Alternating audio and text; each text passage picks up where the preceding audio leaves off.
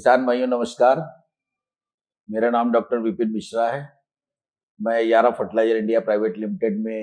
As a chief agronomist काम करता हूं और इस समय मैं आपको आपकी कपास के फसल के विषय में कुछ आपको जानकारी देना चाहता हूं। कपास की फसल में इस समय बहुत ज़्यादा मात्रा में फूल और फल गिरने की समस्या आती है और ये समस्या जो है आपको बहुत ज़्यादा प्रभावित भी करती है, आपके उत्पादन को बहुत ज़्यादा प्रभावित करती है, आपकी जो इनकम है उसको बहुत ज़्यादा प्रभावित करती है। क्योंकि अगर आपका पौधा जो है अगर सही मात्रा में उसके पोटेंशियल के हिसाब से अगर फूल और फल नहीं रिटेन करेगा तो शायद कहीं ना कहीं आप जो अच्छे उत्पादन की बात करते हैं वो अच्छा उत्पादन आप नहीं ले पाएंगे। अगर हम बात करें कि जो फूल और फल जो गिरने की समस्या आती है कपास में, उसका कारण क्या होता है?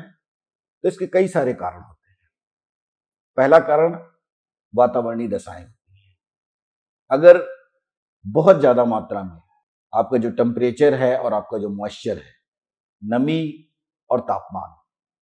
अगर दोनों बहुत ही ज्यादा तेजी से फ्लक्चुएट करेंगे, ऊपर और नीचे जाएंगे, तो आपके पौधे के ऊपर फूल और फल गिरने की समस्या आपको ज्यादा दिखाई देगी। क्योंकि जब पौधा बार बार ज्यादा टेम्परेचर को फेस करता है, बार बार ज्यादा नमी को फेस करता है, तो उसके अंदर जो कोशिकाएं होती हैं उनके अंदर बहुत ज्यादा मात्रा में संकुचन और विमोचन की क्रिया होती है, जिसके कारण पौधा जो होता है अपने ऊपर से फूल और फल को रोक पाने में सक्षम नहीं हो पाता और उनको गिरा देता है। दूसरा कारण है कि पौधे पे अगर जो पानी का प्रबंध होता है पौधे में,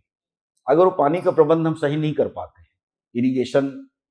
जो हम करते हैं अगर समय पे भी इरिगेशन नहीं करते हैं, या पौधे को बहुत ज़्यादा हम स्ट्रेस कंडीशन में ले जाते हैं, या पौधे के ऊपर जब फूल और फल बहुत तेजी से लग रहे होते हैं उस समय हम बहुत ज़्यादा मात्रा में पानी लगा देते हैं, तो ये भी एक कारण है कि पौधा के अंदर ये जो कोशिकाएं होती हैं इनमें संकुचन और विमोचन की क्रिया बढ़ती है और पौधा जो होता है अपने ऊपर फूल और फल रोकने में सक्षम नहीं रह पाता है। तीसरा कारण है अगर पौधे के ऊपर किसी इंसेक्ट का प्रकोप होगा, किसी बीमारी का प्रकोप होगा, कोई फूल और फल जो है उसके ऊपर इंसेक्ट का अटैक होगा, तब भी जो है फल और फूल जो है वो पौधे से गिर जाते हैं। एक चौथा महत्वपूर्ण कारण है पौधे के ऊपर जो हम न्यूट्रिशन का जो प्रबंध करते हैं, अगर सही मात्रा में सही समय पे जो जरूरी जो तत्व है अगर उनका हम प्रबंध नहीं करते हैं, तब भी जो होता है पौधा अपने ऊपर फल और फूल रखने में सक्षम नहीं रह पाता है। क्योंकि जो फूल और फल पौधे के ऊपर आने की जो क्षमता है या रोकने की जो क्षमता है, ये जो डिफरेंट न्यूट्रिएंट्स हैं उनसे जो है ये कंट्रोल होती है। और यहाँ पे अगर हम कई सारे न्यूट्रिएंट की बात करें यहाँ पे, तो सबसे पहले तो मैं बात करूंगा नाइट्रोजन। अगर नाइट्रोजन बहुत ज्यादा एक्सेस मात्रा में आप डालते हैं तब भी पौधा जो होता है वो बढ़वार की स्थिति में जाने लगता है, उसके ऊपर वेजिटेटिव जो लोड है वो बढ़ने लगता है, पत्तियां उसकी वृद्धि ये बहुत ज्यादा बढ़ने लगती है, जिससे पौधे के ऊपर जो एनर्जी है उसका जो डिस्ट्रीब्यूशन है वो प्रॉपर नहीं रह पाता है। और जब जो एनर्जी ज्यादा आपके वेजिटेटिव ग्रोथ में कंज्यूम हो जाती है तो पौधा जो रिप्रोडक्टिव पार्ट है, जो आपके फूल फल हैं, उस पे अपनी एनर्जी को मैनेज नहीं कर पाता है और एनर्जी कम होने की वजह से पौधा जो है फूल और फल को गिराने लगता है। तो हमें कहीं ना कहीं नाइट्रोजन का प्रयोग इस समय बहुत संतुलित रखने की आवश्यकता होती है। नाइट्रोजन ज्यादा बिल्कुल भी डालने की आवश्यकता नहीं है। अगर नाइट्रोजन आप ज्यादा डालेंगे तो फूल और फल गिरने की समस्या आपके खेत में आपको ज्यादा दिखाई देगी। दूसरी चीज है कैल्शियम। क्योंकि कैल्शियम जहां पे फूल और फल जहां से पौधे के ऊपर जुड़े रहते हैं, अटैच रहते हैं, वहां पे जो है कैल्शियम बहुत बड़ा रोल प्ले करता है। क्योंकि पौधे के जिस भाग से फूल और फल जुड़े रहते हैं वहां पे जो है इनको जोड़ने का काम जो होता है वो कैल्शियम पेक्टेट करता है। अगर कैल्शियम पौधे के अंदर सही मात्रा में नहीं है तो जहां से ये जुड़े रहते हैं वहां कैल्शियम पेक्टेट की मात्रा सही नहीं होगी, जिसके कारण कैल्शियम कम होगा और कैल्शियम कम होने की वजह से आपके फूल और फल की गिरने की समस्या आपको ज्यादा दिखाई देगी। तीसरा, एक इसके अंदर अगर हम न्यूट्रिएंट की बात करें तो यहाँ पे जो है बोरान का बहुत बड़ा महत्वपूर्ण रोल होता है। अगर बोरान सही मात्रा में आपने सही समय पे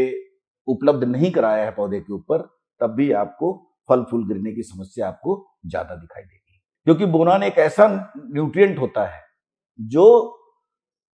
पौधे के अंदर जो निषेचन की क्रिया होती है, फर्टिलाइजेशन की क्रिया जिसको हम बोलते हैं, उसको परोक्ष रूप से कंट्रोल करता है। अगर बोरान हमने सही समय पे सही मात्रा में नहीं प्रयोग किया तो जो नर और मादा जो फूल होते हैं,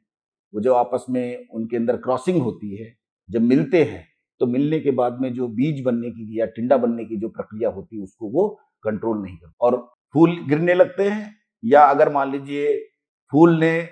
टिंडे को जो है बनाने की प्रक्रिया पूरी भी कर ली, तब भी जो है वो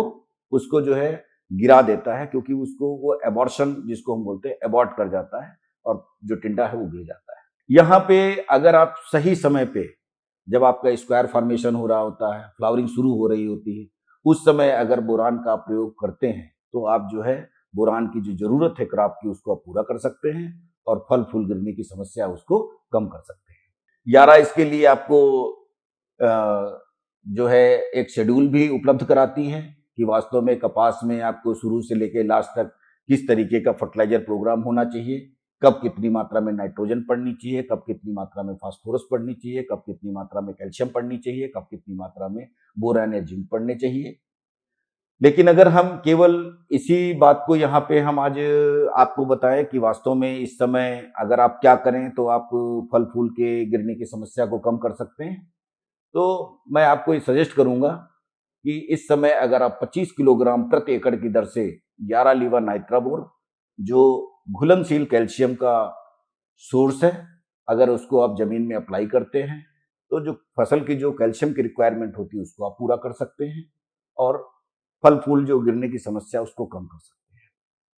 यारा बीटा बोरट्रैक जो बोरान का प्रोडक्ट है, इसको अगर आप 200 मिलीलीटर प्रति एकड़ के हिसाब से 200 लीटर पानी में मिला के फूल आने की अवस्था से पहले अगर आप स्प्रे करते हैं तो जो बोरान की जरूरत होती है इसको आप पूरा कर सकते हैं और फल फूल गिरने की समस्या को आप कम कर सकते हैं। तो अगर आप सही अपना जो है खेत के अंदर सही न्यूट्रिएंट का प्रबंध करते हैं तो आप फूल फल गिरने की समस्या भी कम कर सकते हैं। और ये जब आप फूल फल गिरने की समस्या कम करेंगे तो इसका जो है आप जो लाभ है वो आपके चाहे नंबर आप जो बॉल्स हैं, टिंडे हैं, उन पे देखना हो या टिंडों के वजन पे देखना हो या टिंडों के जो शेप होता, आकार होता, उस पे देखना हो, आप हर जगह इनके जो है प्रभाव को देख सकते हैं और लास्ट में आप जो है इनसे एक अच्छा उत्पादन आप अपनी फसल से प्राप्त कर सकते हैं। यारा एक बहुत ही रिस्पॉन्सिबल कंपनी है, किसानों के साथ मिलकर काम करती है, आपकी सुरक्षा हमारे लिए सर्वोपरि है। अगर आप इस समय जो कोविड-19 या कोरोना का जो प्रकोप है, इश्यूज चल रहे हैं देश और दुनिया में, इससे अपने आप को बचाना आपके लिए बहुत अनिवार्य है और यारा इसके लिए आपको जरूर आपसे निवेदन करेगी कि जो भी गवर्नमेंट की गाइडलाइंस है, चाहे वो सोशल डिस्टेंसिंग की हो, चाहे वो मास्क पहनने की हो, चाहे वो बार बार हाथ धुलने की हो या घर में रहने की हो, इसके लिए आपसे निवेदन करती है कि आप ये सारी गाइडलाइनें इनको आप फॉलो करें, पालन करें इनका और स्वच्छ रहें, सुरक्षित रहें और अपने परिवार को भी सुरक्षित रखें। धन्यवाद।